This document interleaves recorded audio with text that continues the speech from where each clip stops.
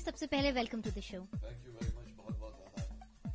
बहुत बहुत शुक्रिया सर। दिल्ली आए हैं आप, क्या रीजन है जिसकी वजह से आप अभी दिल्ली में हैं? ये जो वर्ल्ड बुक फेयर हो रहा है, हमारे दो अजीज हैं। जी। एक तो L.A. काजी साहब हैं जो नेहरू सेंटर मुंबई के डायरेक्टर हैं जी और दूसरे सुहेल अख्तर वारसी हैं जी जो एक बहुत यंग और बहुत डायनामिक राइटर हैं। जी ये दो किताबें रिलीज कर रहे हैं, एक काजी साहब की है, एक सुहेल अख्तर की है। जी तो सुहेल अख्तर की जो किताब है उसका मौजू है कि उर्दू जबान का बॉलीवुड में क्या कंट्रीब्यूशन है। जी उसके ऊपर उन्होंने मतलब किस तरह से जबान का फिल्मों के डायलॉग्स में इस्तेमाल हुआ या गानों में इस्तेमाल हुआ, जी वो उसके ऊपर किताब है। और काजी साहब की किताब का मौजू है कि नाट्य रंग में, जी थिएटर एक्टिंग में कितने रसों का इस्तेमाल हो चुका है जी। और कितने रस रह गए हैं। That's so lovely. या तो ये दो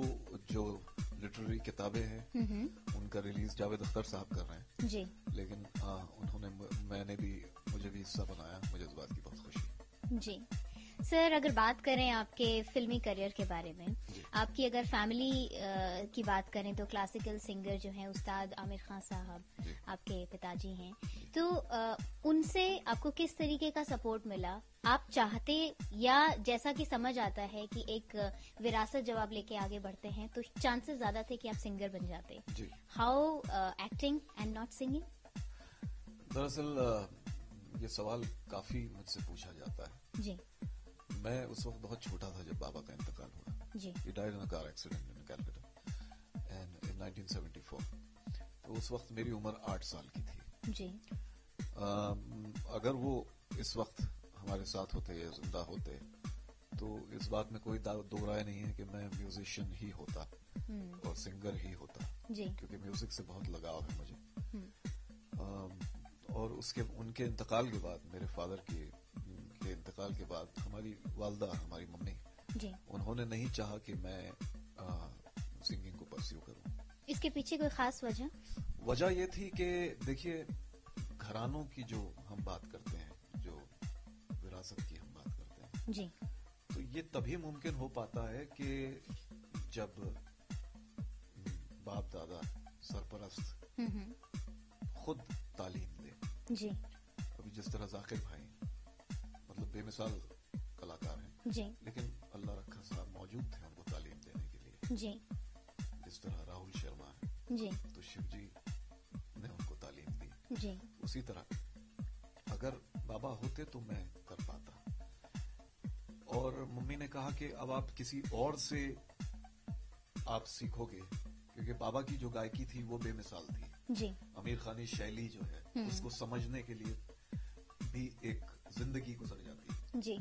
तो कोई और आर्टिस्ट मुझे वो शैली नहीं समझा पाएगा, क्योंकि वो खुद समझने की कोशिश कर रहे हैं अब तक। बाबा की गायकी में उन्होंने ख्याल का जो विस्तार रूप दिया था, ख्याल को, जी।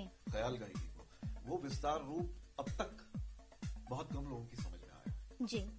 और बहुत लोग समझने की कोशिश कर रहे हैं। जी। तो वो इमेजिनेशन हासिल करना या वो इमेजिनेशन मुझ में इंस्टिल करना, जी। किसी और गुरु की बस की बात, ऐसा मम्मी ने समझा। जी। तो उन्होंने कहा कि बेटे तुम गाओगे और तुम उल्टा सीधा गाओगे जी। तो लोग कहेंगे कि आमिर खान साहब का बेटा लेकिन क्या गा रहा है, नाम खराब कर दिया टाइप्स। नाम खराब कर दिया। जी।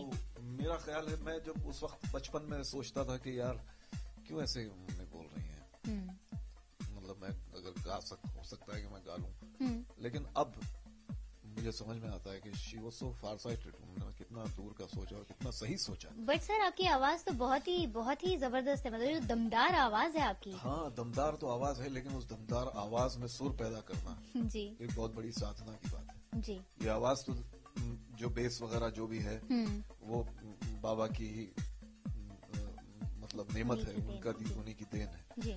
और उसमें सुर पैदा करना, उसमें दर्द पैदा करना, उसमें वो चीजें तालीम से हासिल हो सकती थी, जी। तो वो नहीं हो पाया। तो ये मेरी जिंदगी का एक बहुत बड़ा खालीपन है कि मैं म्यूजिक फॉलो नहीं कर पाया। जी। जो शिकायत हमारे बहुत सारे कलाकारों को भी है, वो तकरीबन सभी को है कि जी। काश आप भी बाबा की तरह गा पाते। जी, लेकिन शाहबाज जी, आपने कहा जब आप 8 साल के थे तब आपके पिताजी का इंतकाल हुआ, लेकिन 8 साल के दौरान मतलब जिस बच्चे के अंदर वो टैलेंट होता है या वो प्यास होती है, वो ललक जो होती है, जो जिस बच्चे के अंदर होती है, वो जरूर खुद ही हाथ पैर मारना शुरू कर देता है। तो आपके अंदर उस टाइम पर म्यूजिक के लिए उतनी आई फील उतनी ज्यादा इंटेंसिटी नहीं थी शायद जितनी एक्टिंग के लिए थी, ऐसा भी कुछ था? सबसे बड़ा असर होता है माहौल का। जी। बाबा के इंतकाल के बाद हमारे घर से म्यूजिक का माहौल लगभग खत्म हो गया था। All right, so that was the reason कि मैं फिर उसको परस्यू नहीं कर पाया। ओके। फिर वो जब माहौल नहीं मिला तो उसके बाद वो इंटरेस्ट, हालांकि सुनने का बहुत शौक है, बहुत सुनता हूँ जी। मतलब म्यूजिक मेरी जिंदगी का एक बहुत बड़ा हिस्सा है जी। और अगर मुझ जैसे इंसान को अगर रुलाना हो तो कोई अच्छा गाना सुना जी। इस हद तक मुझे म्यूजिक से मोहब्बत है जी। तो आप म्यूजिक कौन सा सुनते हैं जनरली, किस टाइप का म्यूजिक? मैं ज्यादातर क्लासिकल सुनता हूँ। ओके। और इंस्ट्रूमेंटल भी सुनता हूँ जी। और मुझे बड़े अफसोस के साथ ये कहना पड़ रहा है कि अब क्लासिकल म्यूजिक के जो है सुनकार बहुत कम हो गए जी। लेकिन ये म्यूजिक जो है हमारी धरोहर है और हम लोगों का मतलब सारे विश्व का म्यूजिक जो है यहीं से पैदा हुआ है जी। लेकिन इत्तेफाक से हम लोग म्यूजिक का साथ छोड़ रहे हैं। हमारा जो यंगर जनरेशन है वो कल्चरली आजकल जो हिप हॉप और ये सब जो चल रहा है, जो फास्ट फूड का जमाना है, तो उसमें ज्यादा मुब्तला हो गए हैं। और क्लासिकल म्यूजिक कंपैरेटिवली अब उसका उतना रुझान नहीं है आप लोगों का, नहीं रहा। और यूथ का तो वैसे ही काफी कम है। यूथ का तो बहुत ही कम है जी। विच इज अनफॉर्चुनेट जी। होना चाहिए। और मैं तो गुजारिश ही करूंगा कि अब इतना जो दौर चल रहा है, जो जमाना चल रही है, जेट एज है, स्पीड है जी। इस दौर में अगर सुकून कोई चाहता है तो वहां वो सिर्फ आपको क्लासिकल म्यूजिक नहीं मिलेगा, जो एक ठहराव है जिंदगी में। लेकिन प्रॉब्लम ये है कि यंगर जनरेशन ठहराव चाहता ही नहीं जी। प्रॉब्लम यही है कि उन्हें ठहराव की जरूरत है भी या नहीं, उन्हें लगता है कि जरूरत नहीं है, बट सच्चाई ये है कि है। शाहबाज जी, अब बात करते हैं आपके फिल्मी करियर की तरफ। जब आप 8 साल की उम्र में पिताजी का इंतकाल हो गया, उसके बाद डेफिनेटली एक बच्चे की जिंदगी में ऐसा दौर आता है जब उसे सहारे की जरूरत होती है, कुछ स्ट्रगल्स होती हैं लाइफ की, जो अगर माँ और पिताजी दोनों हैं तो काफी कम हो जाती हैं, लेकिन अगर उनमें से कोई भी एक नहीं है या दोनों ही नहीं है तो वो काफी बढ़ भी जाती हैं। कैसा दौर था वो, और उसके बाद एक्टिंग की तरफ आप कैसे बढ़े?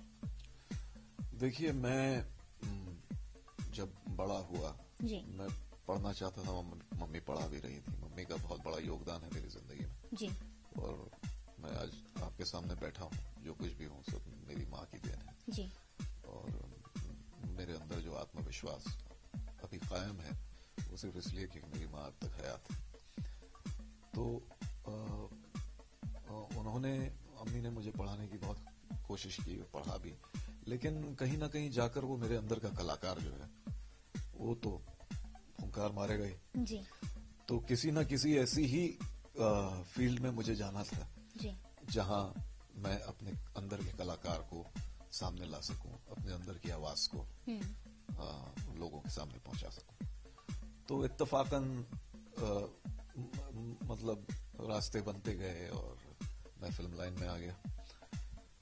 तो फिल्म लाइन में जब मैं आया तो शुरुआत मेरी बहुत अच्छी, the sort of Tipu Sultan से मेरी शुरुआत हुई, बड़ा अच्छा रोल था जी। फिर उसके बाद इत्तफाकन ऐसा होता है कि हमारे यहाँ एक्टर को स्लॉट कर दिया जाता है। तो मुझे भी स्लॉट कर दिया गया कि कॉस्ट्यूम ड्रामा करता है, भारी आवाज वाला ऊंचा पूरा लड़का है जी। तो ये कॉस्ट्यूम ड्रामा करेगा। तो फिर चंद्रकांता, द ग्रेट मराठा जी, इसी तरह के रोल्स मुझे मिलने लगे जी। और फिल्मों में मेरी फिल्में वगैरह आई, नाचने वाले, गाने वाले, ये वो शुरू में जो फिल्में थी, जय विक्रांता, सुल्तान अहमद की वो फिल्में कोई खास चल नहीं पाई जी। और बस चल रहा है करियर, उसी तरह चलता रहा। और मैं ऊपर वाले का बहुत शुक्रगुजार हूँ कि मुझे ऑडियंसेस से बहुत मोहब्बत मिली, बहुत प्यार मिला जी। आज भी ऑडियंसेस को मेरे सारे एक एक डायलॉग और एक सब कुछ याद है। आपका पहला जो स्क्रीन टेस्ट था जी, उसके बारे में जानना चाहते हैं। मेरा पहला स्क्रीन टेस्ट था। मैं एक्टिंग से कभी, हमारे एक दोस्त हुआ करते थे, मैं एक्टिंग क्लास में तो जाता था, डांसिंग क्लास में, लेकिन ऐसी टाइम पास के लिए कोई खास वो नहीं था। तो उन्होंने कहा कि वो संजय खान का सीरियल बन रहा है जी। उसमें उस वक्त अकबर खान साहब कर रहे थे। ये संजय खान साहब की तबीयत नासाज थी उस वक्त। तो आप चलिए स्क्रीन टेस्ट देने। तो मुझे अकबर खान साहब ने बहुत हिम्मत अफजाई मेरी की और मेरा स्क्रीन टेस्ट लिया। और उस स्क्रीन टेस्ट में उनको मेरे उर्दू की अदायगी और मेरी आवाज उनको पसंद आई। जी। शाहबाज जी, अगर बात करें फिल्मों के बारे में, काफी सारी फिल्मों में आपने काम किया है जी। काफी सारे एक्टर्स के साथ, एक्ट्रेसेस के साथ आपने काम किया जी। किन के साथ आपको लगता है कि आपकी केमिस्ट्री बहुत जबरदस्त है, आपकी ट्यूनिंग बहुत अच्छी है, कंफर्टेबल हो जाते हैं बहुत ज्यादा? देखिए, सारे एक्टर्स जिनके साथ मैंने काम किया सब बहुत अच्छे हैं, बहुत ही अच्छे हैं। कलाकारों के बारे में मैं एक बात ये कह दूं कि कलाकार बेसिकली बहुत अच्छा इंसान होता है जी। और ये सब जो इमेज जो वो होता है कि ये लोग एरोगेंट हैं, ये ऐसा कुछ नहीं। सलमान खान बहुत अच्छे हैं, उनके साथ काम करने में बहुत मजा आता है। आमिर खान के साथ काम करने में बहुत मजा आता है। शाहरुख के साथ नहीं किया, अभी रिसेंटली मैंने सैफ और करीना के साथ काम किया।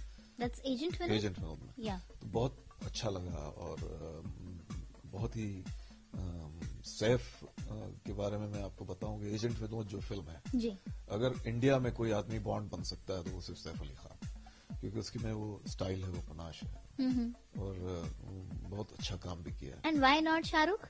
नहीं, देखिए, एक इंसान के अंदर एक होता है, एक नेचुरली बहुत स्टाइलिश आदमी है सैफ और उसने बहुत अच्छे से किया भी है। उनकी जो एक्टिंग का स्टाइल है जी, वो कोई चीजें हर आदमी हर रोल तो नहीं कर सकता ना जी। हाँ, कुछ रोल तो दूसरों के लिए भी छोड़ने पड़ते हैं। डेफिनेटली। तो मेरे हिसाब से Saif Ali Khan is perfect as a Bond और एज एजेंट विनोद। ऑलराइट। और इट्स अ ब्यूटीफुल फिल्म, बहुत खूबसूरत पिक्चर है। बहुत ही श्रीराम राघवन जो डायरेक्टर है वो तो खुद एक बहुत जबरदस्त डायरेक्टर। तो उन्होंने बहुत अच्छी फिल्म बनाई है और मुझे पूरी उम्मीद है कि ये फिल्म सुपर डुपर हिट होगी। हमारी भी गुड विशेष हैं आपके साथ, एजेंट विनोद के साथ, और बहुत टाइम से हम वेट कर रहे हैं। श्रीराम जी से भी मैंने पूछा था, सर ये फिल्म कब आएगी? And it's been I think more than 1 year। या वो जरा डिटेलिंग में थोड़ा सा वक्त लग गया जी, लेकिन पिक्चर बहुत खूबसूरत बनी। जी। शाहबाज जी, इंसान की लाइफ में एक दौर आता है जब वो बहुत मुश्किलों से गुजर रहा होता है। आपकी लाइफ में वो दौर कब आया था? बहुत परेशान हो गए थे आप, आपको लगा कि अब जिंदगी में बहुत मुश्किल है लाइफ सेटल करना दोबारा से? देखिए, जब इंसान या जब एक कलाकार जी अपने आप को सेटल महसूस करने लगे कि हाँ अब हो चुका, अब मैं सेटल हो गया, तो समझ लीजिए कि वो कलाकार खत्म हो गया। ओके। मेरे लिए एज एन आर्टिस्ट हर रोज एक नई जंग का सामना है और एक नई शुरुआत है। अब मेरे 2 टेलीविजन शोज चल रहे हैं, देखा है ख्वाब सोनी पे और अफसर बिटिया जी पे। जी। दोनों में मुख्तलिफ रोल हैं, अलग अलग रोल्स हैं, अच्छे जा रहे हैं। लेकिन फिर उनकी टीआरपी का मसला होता है कि टीआरपी बढ़े, कभी कम हो गई तो उसका मसला। तो ये मसले जो हैं ये रोजमर्रा की जिंदगी में चलते रहते हैं। मैं खुदा का शुक्र है कि मुझे मैंने कभी भी जिंदगी में इतनी ज्यादा हार नहीं मानी कि भाई चलो अभी कहानी खत्म हो गई और जाके समुद्र के किनारे बैठ गए सोचते हुए, वैसा कभी किया नहीं। तो मैं ये समझता हूँ कि ये सब एक जिंदगी का हिस्सा है और जीवन चलने का ना, चलते रहो सुबह शाम। दैट्स द पॉजिटिव साइन, और वो होना ही चाहिए। अदरवाइज जिंदगी में तो बहुत बार ऐसे फ्रेजेस आते हैं जब लगता है कि अब जिंदगी खत्म, या तो जिंदगी खुद खत्म कर ले या मैं खत्म कर लूं। हालांकि हमारे हर धर्म में कहा गया है, इस्लाम में भी कहा गया है कि अपनी जिंदगी को खुद खत्म करने से बड़ा गुनाह कोई नहीं जी। तो वो तो खैर सवाल ही नहीं उठता कि ऐसी कोई बात हमारे जहन से गुजरे जी। जिस तरह से परवरिश दी है हमारी वालदा ने। और फिर यही है कि रोज वार आते हैं और हम या तो डक करते हैं या लड़ते हैं। जी शाहबाज जी, अब आपके साथ एक रैपिड फायर राउंड खेलेंगे। थोड़ा जल्दी जल्दी आपको जवाब देना है। So you ready? Yes sir. Latest favourite Bollywood actor? Saif Ali Khan. Latest favourite Bollywood actress? Kareena Kapoor. Okay. Latest favourite director? Shriram Raghavan. Latest favourite film? वो नहीं हो सकती है। लेटेस्ट फेवरेट हिंदी फिल्म या English film? Hindi film. Latest favourite Hindi film जब वी मेट। ऑलराइट। वो काम जो आपका सबसे अच्छा टाइम पास कराता है? वर्कआउट, कसरत, एक्सरसाइज। ऑलराइट। वो फिल्म जिसमें आपने अपनी जिंदगी का सबसे बढ़िया काम किया? अभी तक आई नहीं। वो फिल्म जिसमें आपने अपनी जिंदगी का सबसे खराब काम किया? बेशुमार है। फिर भी बहुत है अभी क्या मैं नाम गिनाऊं, है काफी है। सर आपको कुछ नाम तो गिनवाने होंगे। अच्छा नाम गिनाने पड़ेंगे क्या?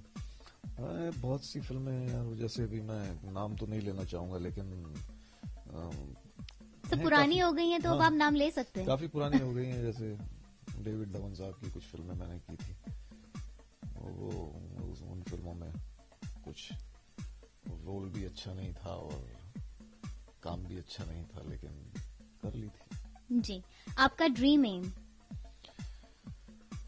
मैं ये चाहता हूं कि मैं इतना नाम तो नहीं कर पाऊंगा जितने बार मेरे वालिद साहब ने किया।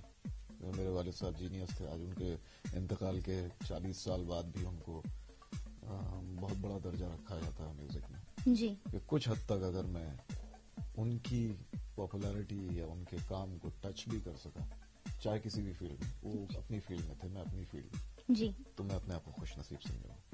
इंडस्ट्री में, फिल्म इंडस्ट्री में ऐसी कौन सी चीज है जो आपको बेहद नापसंद है? ये फेवरेटिज्म, ग्रुपिज्म बहुत ज्यादा है। ये हमारे दोस्त हैं, सब एक ग्रुप वाले ही आपस में एक दूसरे के साथ काम कर लेते हैं, ये वो जरा थोड़ा सा जो आजकल बहुत बढ़ गया, विच इज अनफेयर। जो दूसरे कलाकार हैं उनके लिए थोड़ा सा अनफेयर होता है, और भी हैं डिजर्विंग लोग। जी थोड़ा सा अपना ब्रॉड माइंड ओपन रखिए। ठीक है, आप दोस्तों के लिए दोस्ती निभाइए, लेकिन दूसरों की तरफ भी ध्यान देना चाहिए। जी अब जो फिल्म इंडस्ट्री में नए लोग एंटर करने वाले हैं, जो सोचते हैं कि हम बॉलीवुड में काम करेंगे, उनके लिए कोई एक नसीहत, कोई एक टिप? देखिए आज कल जो है, जो लड़के लड़कियां आ रहे हैं मोस्टली, सिंसेरिटी बहुत कम है। बहुत लोग सिंसियर भी हैं, लेकिन काफी लोग जो हैं टेलीविजन में भी नए नए लोग हम देखते हैं आते हैं, सिंसियरिटी बहुत कम होती है।